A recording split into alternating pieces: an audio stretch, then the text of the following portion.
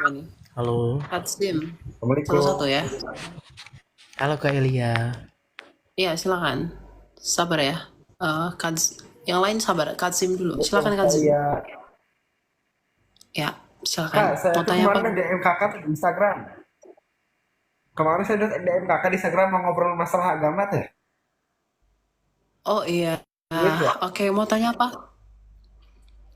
Enggak, Tentang apa? maksudnya saya mau nanya nih kalau masalah kepribadian Tuhan dalam agama Kristen itu seperti apa sih? Tuhan tuh kan esa, cuman kata di Kristen ada tiga Tuhan. Bagaimana sih? Saya pusing Oh, deh. kamu bukan Kristen. Saya Muslim.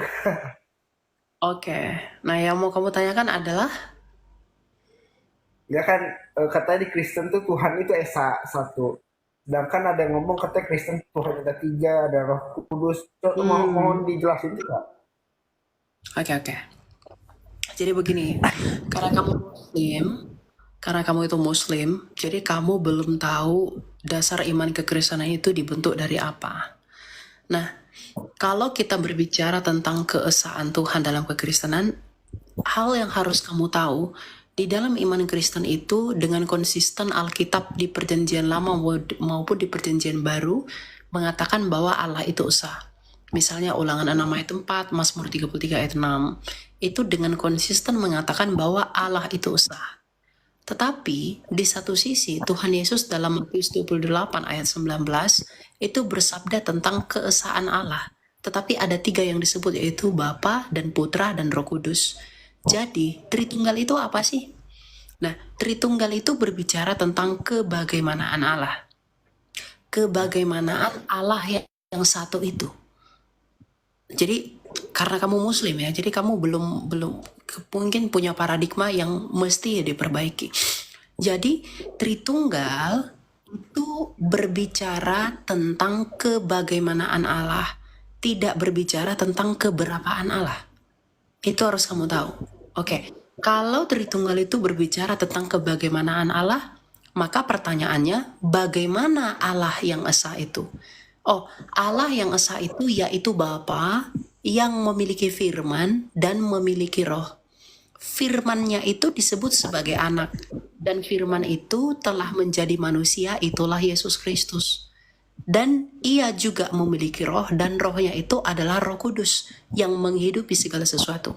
Jadi Allah yang esa yaitu Sang Bapa, dia menciptakan segala sesuatu menggunakan firman-Nya yaitu Yesus, dan menghidupi segala sesuatu menggunakan rohnya yaitu Roh Kudus. Ayub 33 ayat 6. Sama seperti kita manusia, kita itu satu manusia, tapi ada tiga realita. Kita punya tubuh, kita punya roh, kita punya firman atau pikiran. Di mana tidak ada tiga manusia, hanya ada satu manusia. Walaupun tubuh saya adalah manusia, firman atau pikiran saya atau ilmu saya adalah manusia, dan roh saya pasti roh manusia, tapi tidak ada tiga manusia.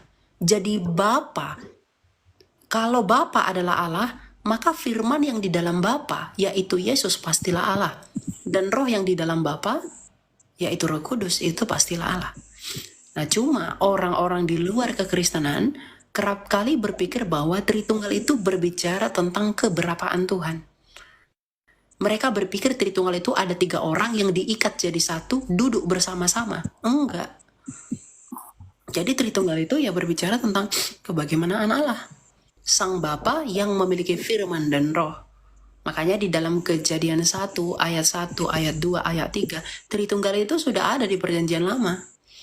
Berfirman pada mulanya Allah menciptakan langit dan bumi. Allah itu siapa? Di dalam 1 Korintus 8 ayat 6, Allah itu adalah Sang Bapa. Ya, kemudian Kejadian 1 ayat 2, roh Allah melayang-layang. Nah, roh Allah itu siapa? Roh Kudus. Ayat ketiga, berfirmanlah Allah. Ada firman Allah itu siapa? Yohanes 1 ayat 14, firman itu telah menjadi manusia, yaitu Yesus Kristus sendiri. Itu ya. Ya oke. Jadi Terus enggak kakak orang mana kak? Kakak orang mana aslinya? orang Indonesia. Oh iya orang mana? Saya juga orang Indonesia. Ya orang mana aja lah. Kenapa emang? Oh. Saya pertama kali, maksudnya ada keinginan pengen nanya ke kakak teh ya. Pas lihat di TikTok tuh kakak yang sama Bunda Carla teh. Pernah kan Hah? Bunda Karen Bunda nanya-tanya Korla, kayak gini Bunda Korla. sama Bunda. Ya, nah dari situ Heeh. tertarik aku tuh pengen tanya langsung gitu. Dan sekarang nih baru kemarin-kemarin DM cuman gak dibales lagi. Kemarin Iya. kan DM di Instagram. Aku nggak tahu, nggak tahu. Gitu. Aku Instagram jarang dibuka. Oh. Terus Kak, Gitu satu ya? lagi pertanyaan. Satu lagi Ya. itu, satu lagi. Kalau di surat Matius ayat ketiga teh kalau nggak salah itu kan sering dijadiin perdebatan di TikTok tuh. Saya sering-sering lihat tuh. Di Matius Matius 3 ayat itu. 3. Ayat Matius 3 kalau 3, nggak salah. Matius ayat 32 atau berapa ya lupa ada. Di Matius saja. tentang apa? Tentang apa tuh? Yang katanya hanyalah Tuhan Allah yang berhak disembah dan akulah Yesus hanyalah utusannya. Kalau nggak salah kayak gitu konsepnya deh.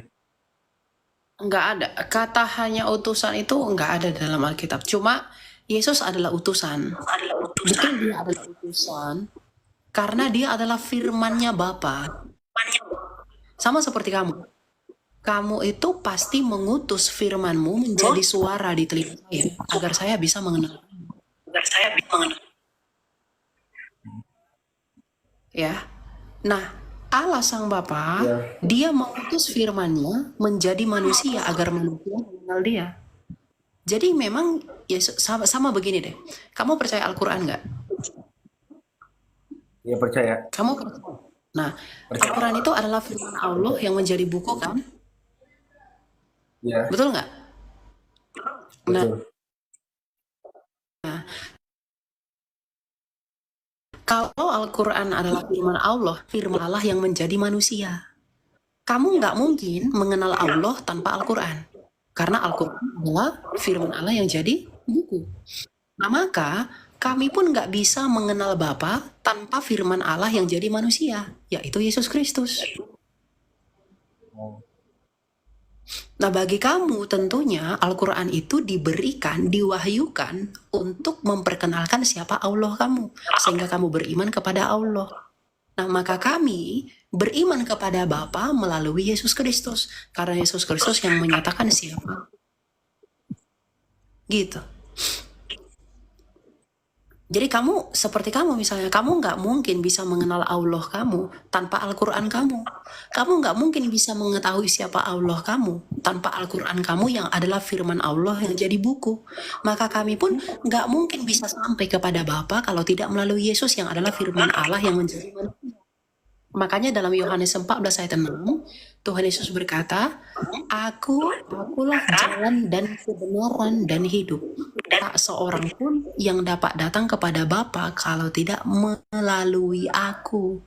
Karena dia adalah firman-Nya Bapa yang menyatakan siapa Bapa. Jadi kalau kita menolak Yesus, maka kita menolak Bapa. Sama seperti begini, kamu ngomong sama saya. Kalau saya menolak firman kamu, artinya saya menolak kamu nggak? Misalnya nih, kamu bilang, Elia, saya mau kenalan sama kamu. Kamu bilang begitu. Tapi aku bilang, enggak mau. Padahal yang kamu utus itu adalah firman-Mu yang jadi suara di telinga saya. Kalau saya tolak kata-katamu, kalau saya tolak firman-Mu, artinya saya tolak kamu enggak? Ya. Iya. Ya, Jadi mungkin. kalau kita menolak Yesus, artinya kita menolak Bapa. Karena Yesus adalah firman-Nya Bapa yang jadi manusia.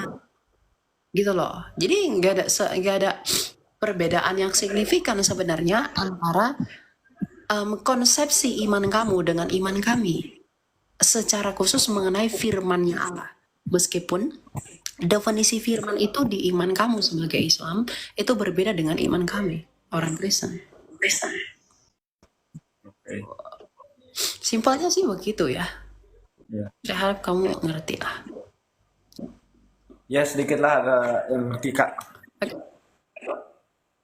Ya. Begitu ya. Ya.